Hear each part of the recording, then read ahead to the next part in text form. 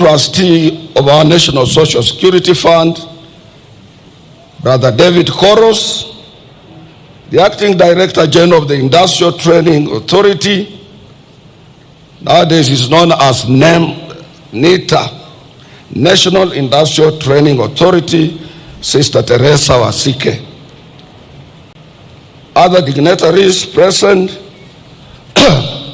members of the Executive Board of KOTU, members of our Secretariat, our brothers led by Brother Eid Marcel from Cairo, Egypt, who leads the giant Egyptian Trade Union Federation, who are here with us.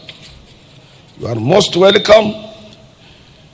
Your Excellency, first and foremost, as I said, I will be very brief. I want to take this opportunity to thank you. We can't take it for granted. You were with us here last year. And since you were elected as our president, you have respected your position as a worker number one. And you have been with us all the time that workers have assembled here. You have shared this International Labor Day with us. Your Excellency, we are celebrating also our 60th anniversary. We have been around for 60 years. And in these 60 years, Your Excellency, I have been around as the leader of labor movement in this country for 24 years. And recently, Your Excellency, when we were with you in Nyanza, I did mention that you are my last president for me to serve. I have served all presidents of the Republic of Kenya. And I also assured shop stewards recently that as you see me here, I'm contemplating to exit. But then, because we have democracy, and there are people who are watching what we are doing, whether we are responsive to workers' needs or not, a section of my executive board met and gave another resolution, and they are confident in me. But I want to assure them, as much as we have heard our song, which says our solidarity is forever, we call ourselves brothers and sisters.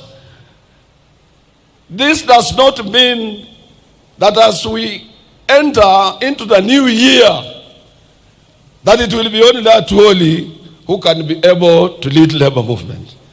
Our organization is democratic. We are free and independent.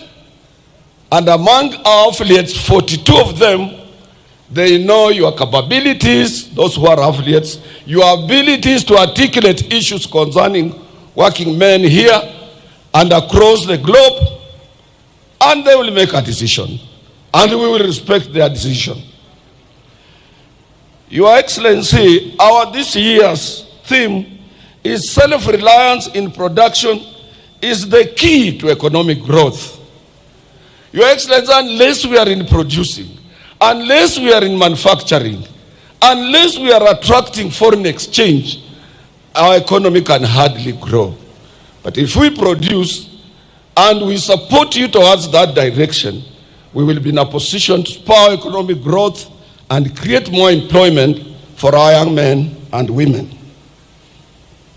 Your Excellency, as Kenyan workers, we remain alive to the fact that global political trends largely affect market dynamics and the prospects for growth and employment creation.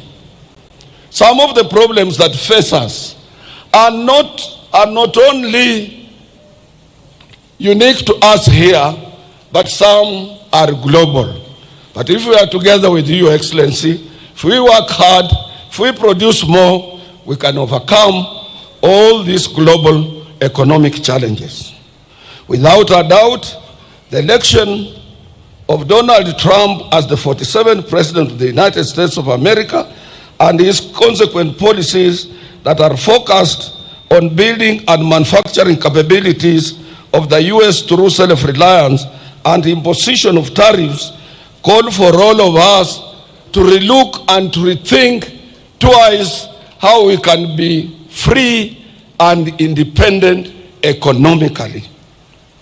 Your Excellency, this year's Labor Day celebration is a special one because Kenyan workers will be marking 60th years of adversary, as I have said.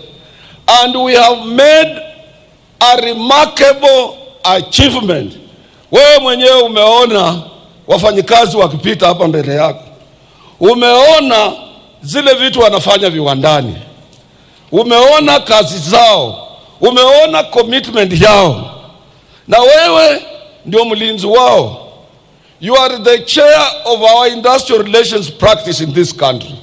And therefore, as you sit, as you look at them, I know you think well about Kenyan workers. Indeed, as I said, we will support you towards any route you take in enhancing and protecting workers' rights in this country as a champion of social justice, number one. Your Excellency, on outsourcing, Your Excellency, one of the biggest problems that your government faces in meeting its revenue collection targets is outsourcing of labor that has become a very common among the Kenyan employers. As Kenyan workers, we appeal to your government to institute action that will ensure that workers are covered by collective bargaining agreements as it is practiced world over. And the outsourced people have an opportunity to contribute to our revenue through statutory deductions as other permanent employees. Your Excellency, we can also foster self-reliance in production, particularly in key sectors like agriculture, manufacturing, and also supporting micro, small, and medium enterprises. As I said, Your Excellency, I don't want to take a lot of your time. Kwa ajili sijui umetubebea nini, naweza ongea sana na urudi na ile kitu umebebea wa Kenya. Your Excellency, you have seen the textile industry here. It is our wish that we support our textile industry. Because when we were growing, we had Kikomi, we have Raymond, we have Rivertex, we had Thika, textile milling machines. We had everywhere in Kenya, we were producing textile materials. We need to go back there, Your Excellency, and we support you to create more employment. Lastly, I shouldn't say last, but second or third to last, I want to take this opportunity to thank you. Last week you went to China, and we in Central Organization of Trade Unions, we work closely with all Chinese Federation of Trade Unions.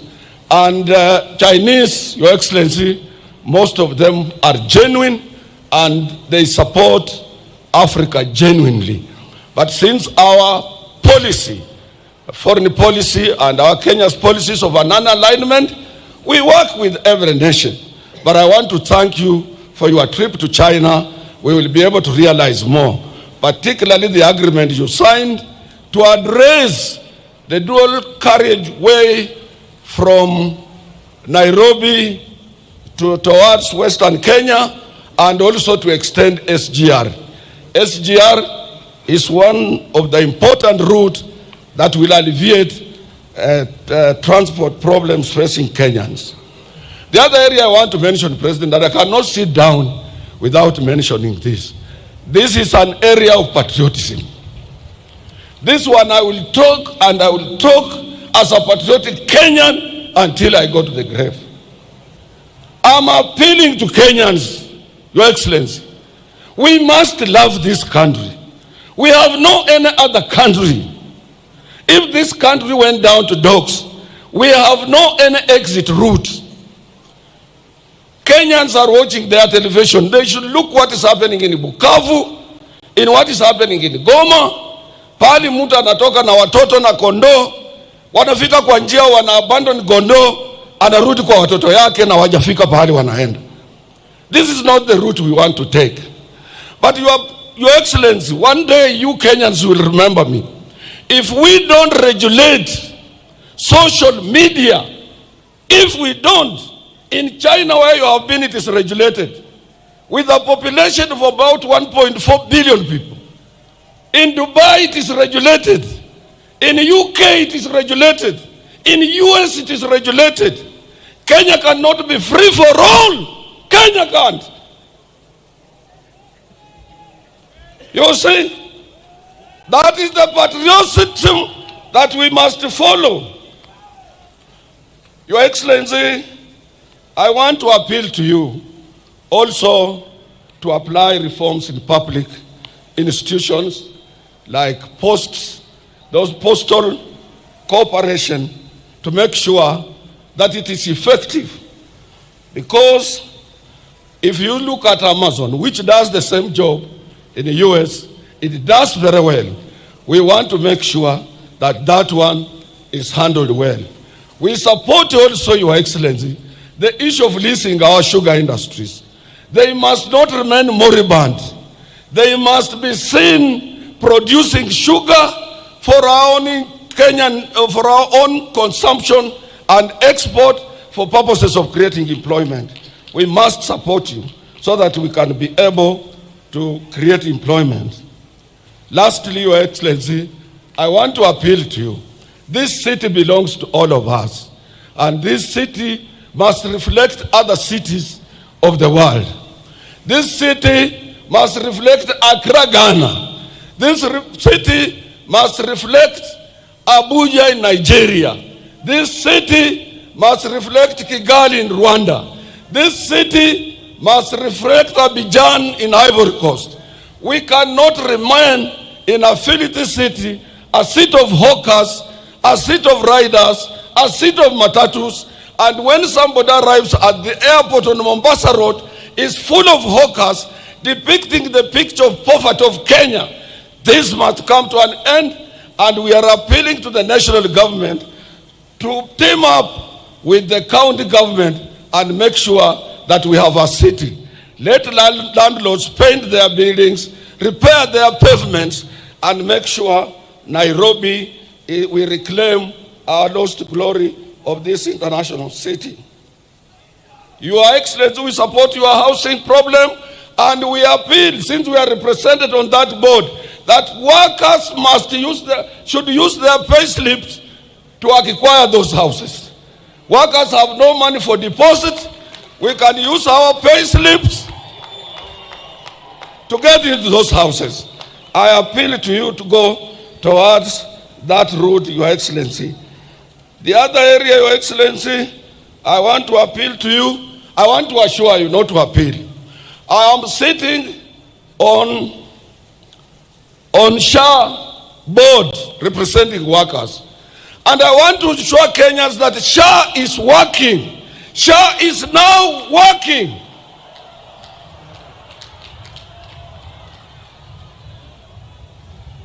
Lastly, Your Excellency, I want to support the managing trustee, Chorus of NSSF. He has done a commendable job. He has done very well. And as I'm talking, since we implemented the new act, NSSF has realized 220 billion for Kenyans, and we must rally behind the managing trustee of the NSSF. Lastly, Your Excellency, we have a problem. You saw workers here with placards saying, let us carry out ratification on ILO Convention number 189 to protect our domestic workers. Let us also ratify ILO Convention 190 to stop both domestic harassment and violence at workplace. These two conventions have been ratified world over. And Your Excellency, you need to talk also to the Federation of Kenya Employers. You are our person. Let them give us support in this direction. Your Excellency, you need also to talk to the Federation of Kenya Employers. That when you gave these workers 6%, to date is not fully implemented. I'm telling you for free and for sure. And there is no any time His Excellency the President has announced the year salary increase and then it becomes a subject of debate. And when it comes to ILO convention, it will be your government that will be accused at the international level organization. It will not be KOTU, it will not be the Federation of Kenya Employers or anybody else. So anybody frustrating the ratification of ILO 189 and Convention 190 is frustrating your government. Anybody who doesn't want that 6% you gave us to be fully implemented, he's not frustrating workers, but he's frustrating the government.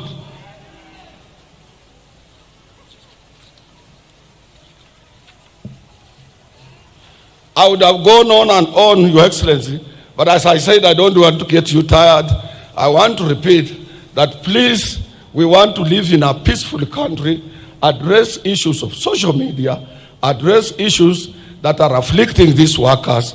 If you have something, Your Excellency, the cost of living in this country is at around 45%, and that is too high for them. This is caused with some dynamics of variations in economic performance and some global also economic situation that affect us as well. Your minister has tried what he can, but I will assure you, please go to his rescue, try to make sure that these workers are properly compensated, and more so, Your Excellency, what is eating in our jobs are free riders, people who are employed through the back door, outsourced at a lower rate. They don't pay taxes, they don't contribute to collective bargaining agreement, there is no any agreement binding on them.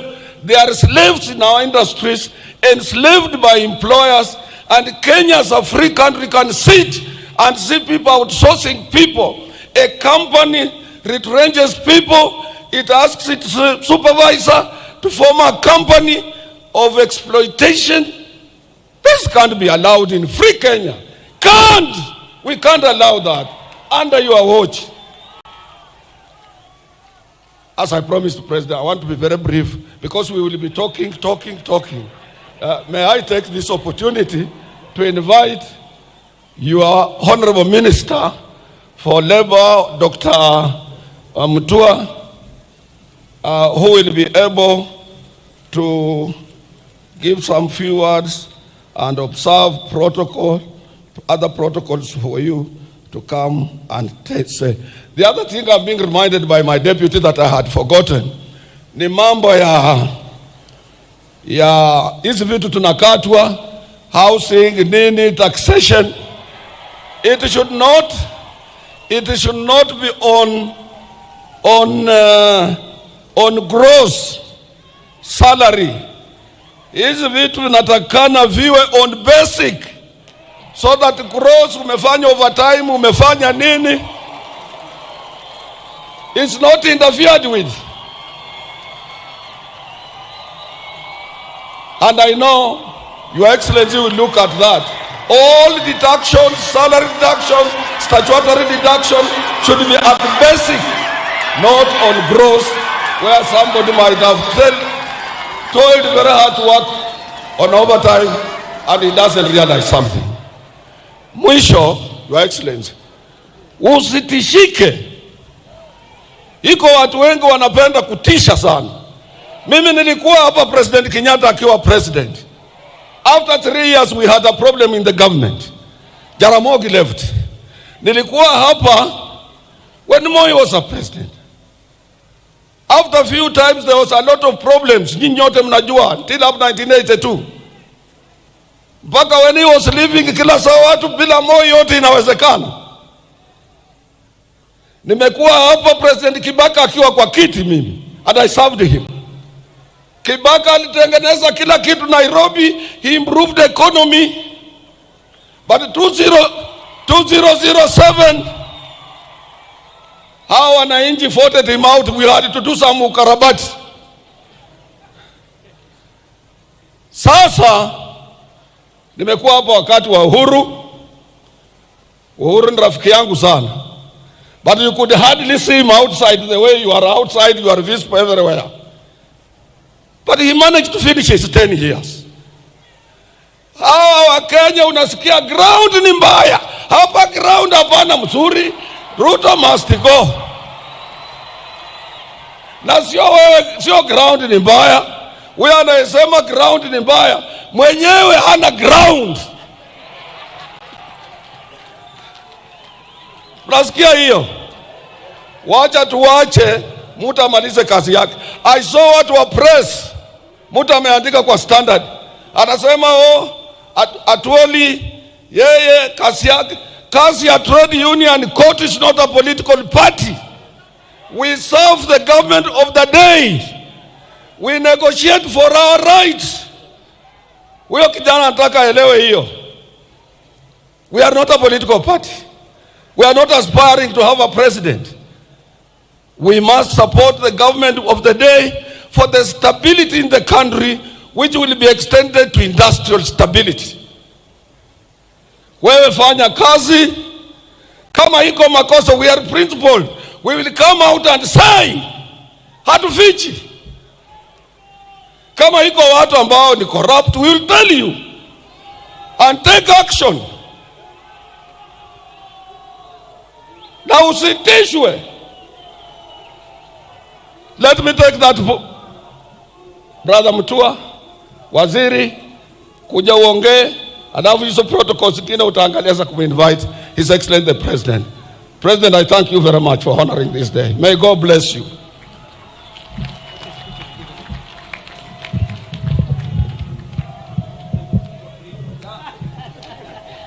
Thank you very much, Dr. Atwoli. I think that's the shortest speech you've given in a long time. Congratulations. I'll also be very quick. Your Excellency, Dr. William Samoei Ruto, President of the Republic of Kenya, Commander-in-Chief of the Kenya Defence Forces, Honorable Musalia Mudavadi, Excellency, Prime Cabinet Secretary, my colleagues, Honorable Eric Muga, Minister for Water, and Honorable Geoffrey Ruku of Public Service, PS Shadrach Mwadime, Karen Agengo, and Joseph Motari from my ministry and other principal secretaries, Honorable Justice Biria Mogaya of the Labor and Employment Court, and other honorable judges who are here, the chairman and executive board members of COTU, Sister Jacqueline Mugo, executive director of FKE, international partners, our friends from Misri, Karibu, distinguished guests. Your Excellency, sir, the Ministry of Labor and Social Protection is on steroids to ensure labor, which is one of the 4 factors of production, is nurtured to play its role in the development of Kenya as per your amazing economic plan. We're in a country that is in a rapid movement towards industrialization and manufacturing, and labor will play a very important role. We are embarking on various areas of providing employment to our people. One, we anticipate that we are going to create over 500,000 jobs overseas, and we continue to put in place measures to ensure safe and orderly and regular migration and mobility. We have started dismantling cartels who had controlled this space for years, and we will continue to do so despite their theatrics. We have a program of Kazi Mtandaoni, Your Excellency, which you've launched, and by 2022 we approximately had 2 million Kenyans working in digitally enabled jobs, and the numbers are growing. It's a major growth, and we will be addressing some of the challenges, including the digital skill gap, unequal access technology, and other resources. Mheshimiwa Atwoli has talked about the challenges we are facing in social media. It's also an area that we need to have a conversation about to see how we can direct our energies from negativity to positivity so that we don't pull each other down. We have a program of Kazi Baharini, whereby we estimate to employ more people as seafarers and to work in the ocean, but there's a small challenge of seafarers' identification documents which need to be issued to revamp training curriculum of seafarers and give them opportunities. We have Kazi Kwa Ground, Juakali sector, Ujenzi sector. Thank you for the National Housing Program. that is doing very well, affordable housing program, providing livelihood to millions of people, by extension, by the workers that are working there. Your Excellency, there are a few challenges impeding progress of the programs. For example, we have cartels and rogue agencies that are taking advantage of vulnerable Kenyans. We have fake news on low labor mobility pathways are being used to either mislead our youth or try to discourage them, and we are dealing with them. Your Excellency, workers are not slaves. They are workers and must be treated with respect. Recognition of their human dignity is a right and must be safeguarded at all times. Workers must be paid rightful legal wages, including overtime, and treated fairly without discrimination, and they should also enjoy decent work conditions. Workers in turn also need to be obedient, faithful, and dedicated to their employers, because it is a relationship. Workers need to identify the few among them who steal from the employers and try to bring down the same business that are employing them. So we are going to ensure that workers and working conditions are set by the law, and that people can go to work and work well. Your Excellency, kukona shida kidogo. I get a lot of reports in my office about sexual harassment. Sexual harassment in our workplaces. Nataka kuambia Wakenya kwamba mrembo akiandikwa, our sister, our children, our daughters, akiandikwa kazi, usianze kumpangia, unaanza kumnyemelea, na akikukataa unamfuta kazi, unaanza kumuharas. We must ensure there is a safe working environment for our young girls and even our young boys. That power dynamics is something that we'll be talking about. A manager should not be dating a junior in the same office because of those power dynamics. Soko ni kubwa Kenya hii, angalia kila mahali. Soko ni kubwa, wachana na wafanyikazi wanaofanya kazi na wewe. And we will not continue with this habit, and we will take measures to ensure there is no sexual harassment in our workplaces. Your Excellency, savings is critical. We're encouraging all workers to ensure they have a savings plan, either through the NSSF, or if you're not employed, you're self-employed in the Jua Kali sector, in SMEs. NSSF has a harbor-to-harbor program, or where you can actually continue saving. It is important. Waswahili walisema ya kwamba ujana kama moshi ukienda haurudi. You are young today and vibrant. Hakuna kitu kibaya kama kuwa mzee ambaye hana pesa. You save today for tomorrow. And we're encouraging all workers, wherever you are, to engage and register for a savings program. Mheshimiwa Atwoli, I want to assure you that ratification of the conventions 188 and 199 is en route. I've held a meeting with my staff. I've talked to the PCS, and we are going to accelerate, together with other important laws that make sure that our people are given the rights that they deserve. Your Excellency, social dialogue is important. I'll be calling a meeting very soon between COTU, FKE, and all other social partners to discuss on working modalities. Strikes. At the end of a strike, people sit down and talk. And I want to encourage all workers. If there's a problem, talk to me. Let us sit down and discuss the problem before the strike, not sit down after the strike. And I can assure you we will be able to sort out many problems so that people do not go on strike, so that we have a country that is moving forward. Lastly, Your Excellency, I want to echo the words of Mheshimiwa Atwoli. You know, we hear very many words. I was a governor for 2 terms. Na wakati nilikuwa governor, watu walikuwa wanalalamika sana. Unajua, katika nchi yetu ya Kenya, kila mtu anajua kwamba ukiangalia shamba na unataka kulima, hilo shamba lazima upalilie, uchimbe kwanza vizuri, upande, mbegu ikimea upalilie, uweke maji, ikikua vizuri, kuna tumbili, kuna ndege, uwafukuze wanyama, niweze kupata kile ambacho ulikuwa unapanda, niweze kupata. Na wakishia kwamba serikali hii ya William Ruto iko na mpango, na wakati huu bado tunaendelea kupalilia, na wakati huu bado tunaendelea kukuza na kufukuza nyani na tumbili, wengine tumeshafukuza wameenda nyumbani, ambao kazi yao ni kuharibu ule mmea. Na nchi hii najua kwamba kuja 2027 Wakenya watakuwa wanauliza William Ruto ulifanya nini, na sisi tutakuwa tunaonesha serikali yako yamefanya hiki na hiki na hiki. Kwa hivyo nawahimiza Wakenya tusubiri na tuone, watch this space, kwa sababu mbele iko sawa. And it is now a pleasure to welcome His Excellency Honorable Musalia Mudavadi to say a few words and to welcome you to address the people of Kenya. Thank you, Excellency.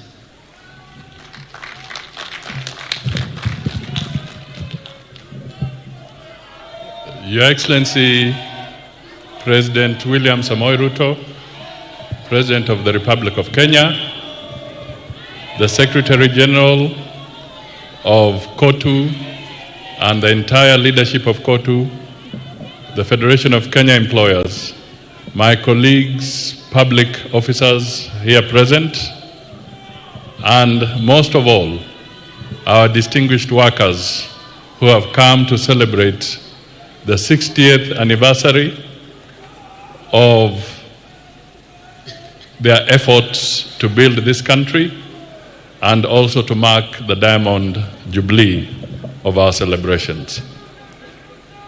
Your Excellency, I will not say much, but I just want to flag two issues. The first one is that this month, the World Bank and the IMF released data that officially confirmed that out of the 55 nations on the African continent, Kenya's economy is the 6th largest in the entire Africa. Your Excellency, this is a very big achievement. And as we celebrate the 60th anniversary of our workers, we want to recognize that Kenya would not have attained that without the sweat of the workers of Kenya. So we want to commend the workers, the producers of goods and services in Kenya for having played a very significant role in assisting Kenya to become the 6th largest economy in Africa. The second point, Your Excellency, on the same issue, is to emphasize that that growth must also come out of stable political leadership. Your Excellency, this is where you come in. You have led this country, you have maintained its stability, we have maintained democratic practices, and you are resolved to ensure that the stability is unquestionable. When we talk of the 6th largest economy, it cannot happen in an environment of turmoil, in an environment of conflict, in an environment of war, in an environment of political instability. And my dear brothers and sisters, the biggest threat to any nation is not terrorism. It is when the institutions of that country collapse. The President has held our institutions. The labor movement as an institution must be firm and solid. The working must be firm and solid. And all political structures and administrative structures must be solid. That comes through good leadership. And your President, Your Excellency President, you have been at the forefront in ensuring that we walk the straight and narrow path of ensuring that our institutions work. Kwa hivyo, ndugu na dada, kwa kifupi, nimesema tunawapongeza kwa sababu baadhi ya mataifa 55 ya bara la Afrika, uchumi wa Kenya sasa ni namba 6 katika bara la Afrika.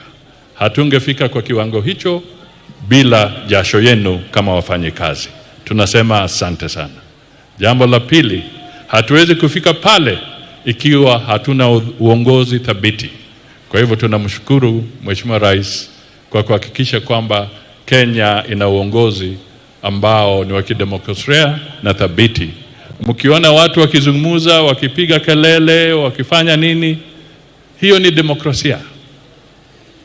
Na wengine wanafikiri kwamba hiyo kelele inamaanisha kwamba Kenya imeharibika. La, jaribu kupiga hiyo kelele katika sehemu zingine. Hata marafiki zetu wengine wanashindwa kuandamana kwa mataifa yao, wanakuja kuandamana Nairobi, wakiandamana mambo yao. Kwa hivyo Kenya ni thabiti na sisi tutii sheria, na ni wajibu wangu sasa kuwaomba msimame ili tumkaribishe Mheshimiwa Rais aje ahutubie wafanyikazi wa taifa letu. Hebu tumkaribishe kwa makofi. 1, 2, 3. Asante sana. Thank you very much. Tafadhali tunaweza keti chini. Thank you very much. Asanteni sana. Mheshimiwa Prime Cabinet Secretary, waheshimiwa mawaziri, makatibu, katibu mkuu wa KOTU, Daktari Francis Atwoli, and the entire labor movement leadership. Ndugu na dada wafanyikazi wenzangu wa taifa la Kenya, hamjambo. Hamjambo tena. Wafanyikazi hoye.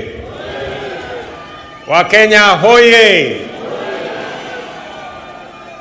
Mimi nafurahi sana kuungana na nyinyi katika sherehe hii ya muhimu ya kuadhimisha siku ya wafanyikazi katika taifa letu la Kenya. Pia kuadhimisha miaka 60 ya KOTU katika taifa letu la Kenya. Na kama mfanyikazi, naungana na wafanyikazi wenzangu. Kuna wale wafanyikazi wako permanent and pensionable. Alafu kuna wafanyikazi wengine kama sisi ambao tuko kandarasi ya miaka. Wengine wako na kandarasi ya miaka 3, wengine miaka 5 na tofauti zingine.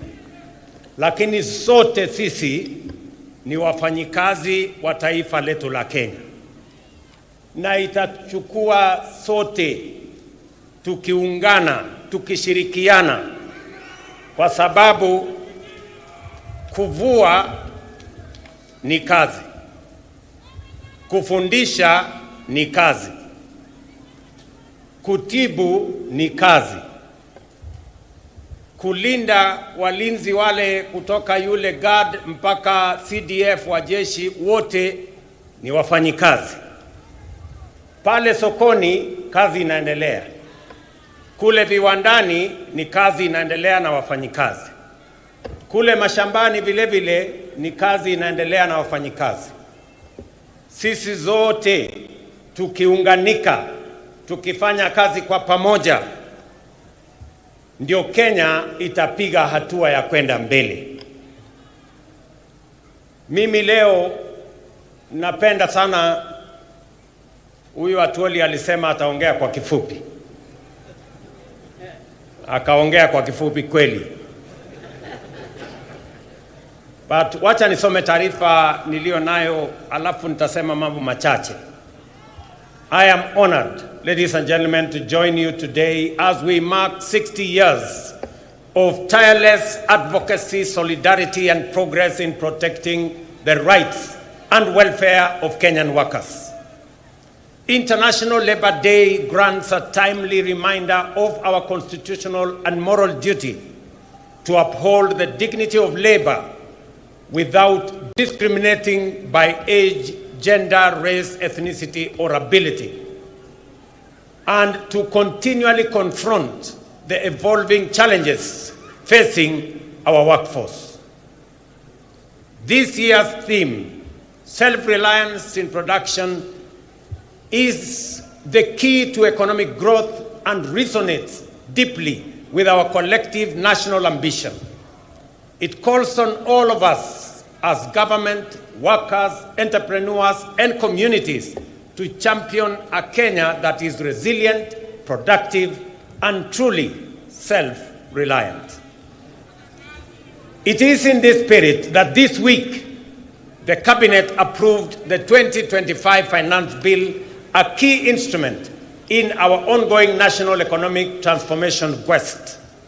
This bill has been carefully crafted to stimulate economic growth, deliver efficiency, and enhance competitiveness and expand opportunity. In fact, its provisions are designed to offer targeted relief for both businesses and workers and to support the spirit of enterprise and productivity.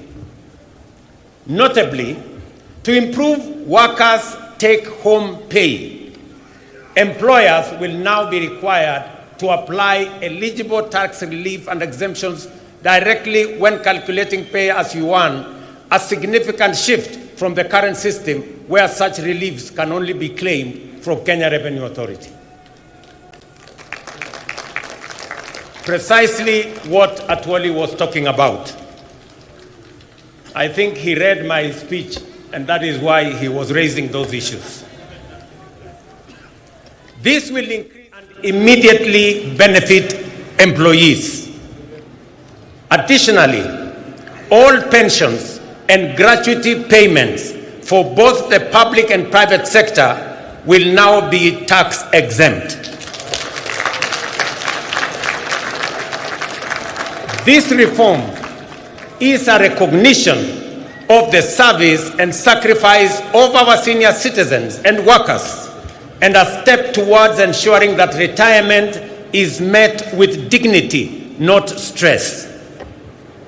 Small businesses will also benefit from simplified tax treatment, as they will now be allowed to fully deduct the costs of everyday equipment in the year of purchase, thereby eliminating unnecessary delays in accessing or assessing tax relief. Distinguished workers, ladies and gentlemen, when we speak of making Kenya truly self-reliant, I am proud to report to the nation that we are not merely making declarations. We are taking bold, concrete, and measurable steps. We are walking the talk. And here is why. For decades, our national savings culture was stagnant compared to our neighbors in Uganda and Tanzania and elsewhere. Until 2023, just 2 years ago, the average Kenyan worker saved only 200 shillings a month through the National Social Security Fund. Over a span of 60 years, we collectively as a nation managed to save 320 billion. In 2023, we operationalized the law mandating a savings contribution of 6% by both employee and employer, and the result has been remarkable and impressive. In just 2 years, we have mobilized 280 billion in national savings, nearly equal to what we saved over 6 decades. By end of this year, we will have doubled that 60-year figure. And by 2027, we project to have raised close to $1 trillion in domestic savings. Kenya's savings to GDP ratio currently stands at between 10 and 12%, depending on the calculation you apply. My intention is to raise GDP or savings as a percentage of GDP to 25% in the medium term. That will enable us as a nation to build a pool of resources that we can use to lend to the SMEs and the private sector, and we can grow more businesses and reduce the cost of borrowing so that the double-digit borrowing of 18% or 20%, it is not possible for us to grow our economy, to grow more business, to expand enterprise if the cost of borrowing money is high. We must bring it down to single digit. And the route to bringing it down to single digit is to build greater savings in Kenya. I want to thank the Kenyan workers. I want to thank Dr. Atwoli and Kotu and FKE. When we sat down with them, they saw the point when I made the case to them that it is time for Kenya to measure up to what other countries are doing, and we have to make the necessary decisions so that Kenya can build savings in a manner that it will help us, one, reduce old age poverty. When I came here for celebrations, Atwoli here told me Kenya is number 92 in the worst countries with old age poverty.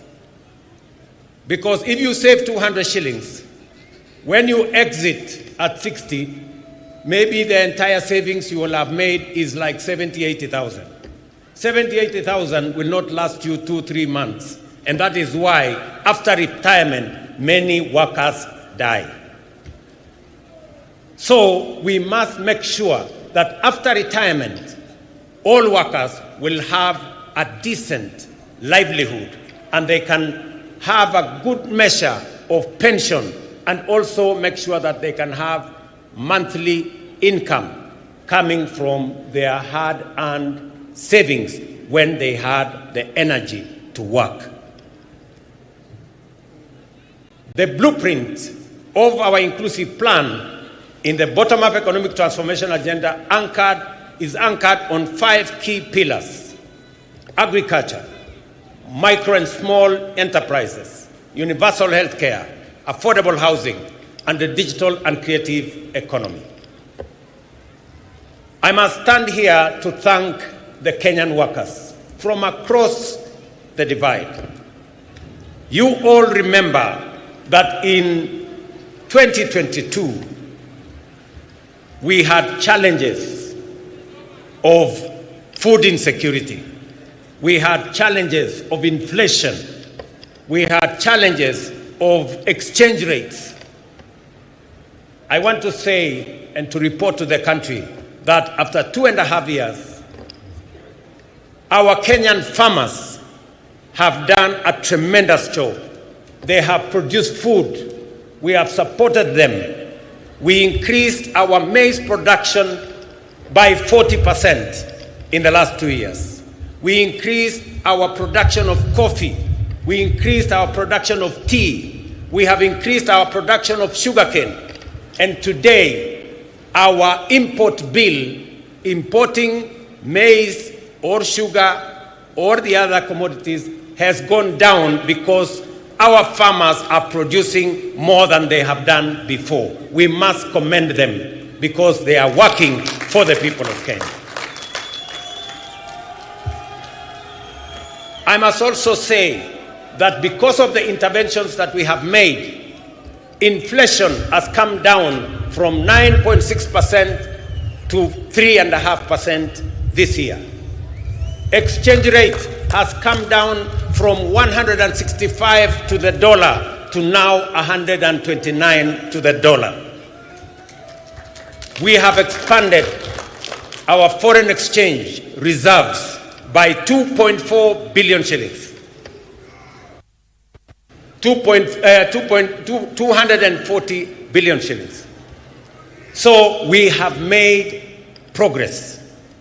And that is the reason why the IMF last week listed Kenya as the 6th largest economy. In 2022, Kenya was the 8th largest economy.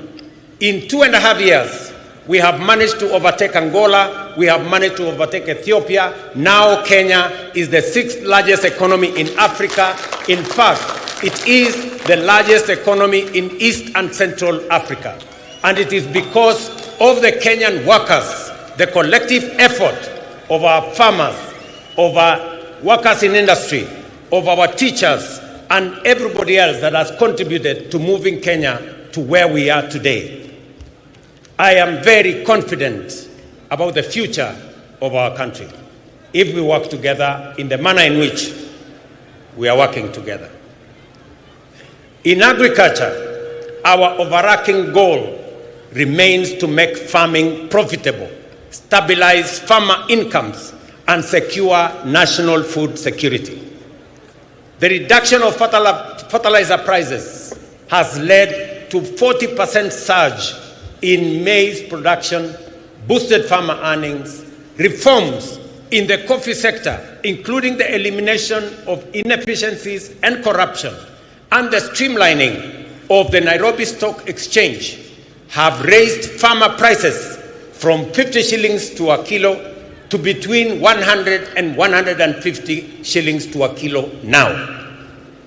Similarly, reforms in the sugar sector have revitalized the industry, leading to record production, better incomes, and bonus payouts for farmers, while creating thousands of new jobs. I recall with very deep personal satisfaction seeing Mama Redempta Makoha of Mumias receive a bonus check of 80,000 in January this year, money she has proudly used to advance her well-being. That is what real impact and transformation looks like.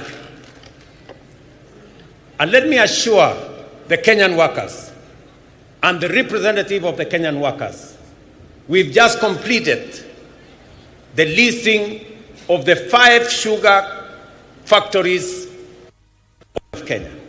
They will now be commercially run by private sector players who have the acumen, the resources, the know-how on how to run business. And I want to assure you that no worker is going to lose their job. In fact, with the increased efficiencies, with better performance of these factories, we are scheduled to hire more workers so that we can drive our sugar industry. Our affordable housing program is another flagship initiative delivering real impact. By end of April, it had created 250,000 jobs spanning architecture, engineering, urban planning, masonry, carpentry, plumbing, electrical work, while reinvigorating local economies.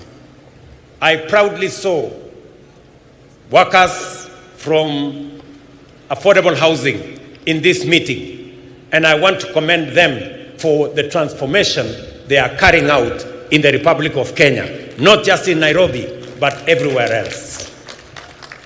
This program will, in the next few years, expand home ownership across the country.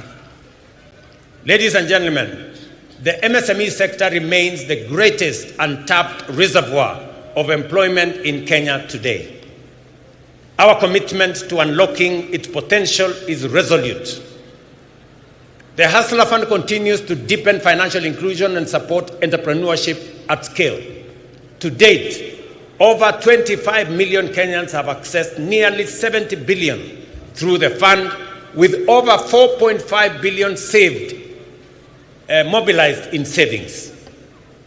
We have also introduced a 9-band credit rating system to formalize credit histories and unlock new opportunities for those without traditional collateral. Already, more than 4.5 million borrowers with A and B rating have qualified for the Hustler Fund Bridge product, linking them to commercial banks and paving the way to the formal credit market. Over 400,000 have transitioned to this product, with some accessing up to 150,000 without security, without title deeds, without logbooks. They can now have access to 150,000. These borrowers are the future of our enterprise and economy. Ladies and gentlemen, our education, we are closing the teacher shortage gap that existed in 2022 of 116,000. We have recruited over 76,000 teachers in the last 2 years. And we have set aside another 2.4 billion shillings in this year's budget to hire additional teachers, 20,000 of them, with effect from January next year. Further, the government has allocated another 1.6 billion for capacity building for teachers and another 1 billion for the promotion of teachers so that we can have them assist us produce more human capital and more workers with skills and competencies to manage our economy and to run our country. This investment has improved student-teacher ratios, enhanced literacy and numeracy, and generated stable employment in communities across the country. Labor migration continues to be a cornerstone of our strategy to expand jobs for Kenyans. Last year, over 200,000 Kenyans secured jobs abroad. This year, we are strengthening our efforts through targeted recruitment and bilateral labor agreements. The newly opened Labor Attaché office in Berlin will help operationalize these partnerships and serve as a strategic hub for accessing opportunities in the broader European countries or European Union of 26 countries. The net well-being of workers is incomplete without health security. I am pleased to report that over 21 million Kenyans have registered under the Social Health Authority, up from 8 million under what was NHIF. This is a monumental leap towards universal health coverage.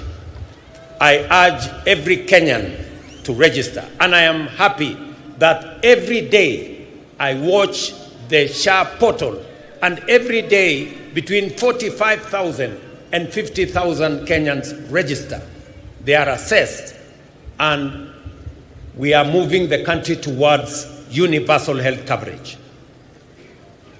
We are overcoming the teething problems that existed, and more Kenyans are beginning to realize that we can have universal coverage, reaching out to as many Kenyans as possible. Distinguished workers, ladies and gentlemen, the right to join a union for protection of the values of fair pay, safe working conditions, and the right to unionize is a constitutional guarantee. I have directed the Ministry of Labor and all relevant agencies to ensure that even employees under outsourced contracts can freely join trade unions and benefit from collective bargaining frameworks. Additionally, I am also pleased to announce that Kenya will ratify the two critical ILO conventions. ILO Convention number 189 of 2011 on domestic workers to safeguard their dignity and rights, and ILO Convention number 190 of 2019 on eliminating violence and harassment in the world of work.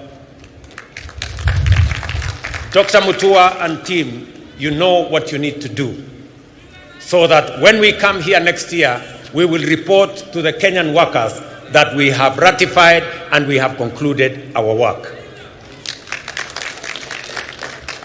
As Dr. Atwoli has said,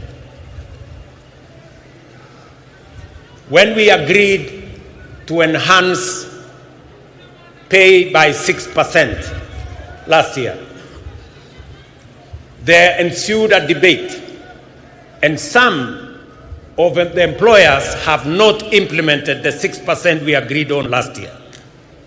It is not right, it is unacceptable, and I am directing the ministry to work with the head of public service to ensure that every employer makes sure that we implement the 6% increase of salary that we agreed upon last year, and to quickly embark on the exercise to put together the next agreement so that we can take it forward in the next time. To all of you as the Kenyan workers, I agree with Dr. Atwoli that the city of Nairobi is the face of Kenya, and we must live in the city that has dignity. And I have joined hands with the county government of Nairobi to make sure that we complete all the link roads to make sure that the city of Nairobi has motorable walkways and decent roads in different estates, especially in the informal settlements. We have also agreed with the city of Nairobi on how we are going to clean this city. As I talk to you, we have 20,000 young people under the Climate Works arrangement, because I made a commitment that we are going to clean Nairobi River and make sure that we develop additional social housing for the people of Nairobi to give dignity to the city of Nairobi. I went around the city of Nairobi 2 months ago, and we also agreed that the children of Nairobi who today don't have as much school facilities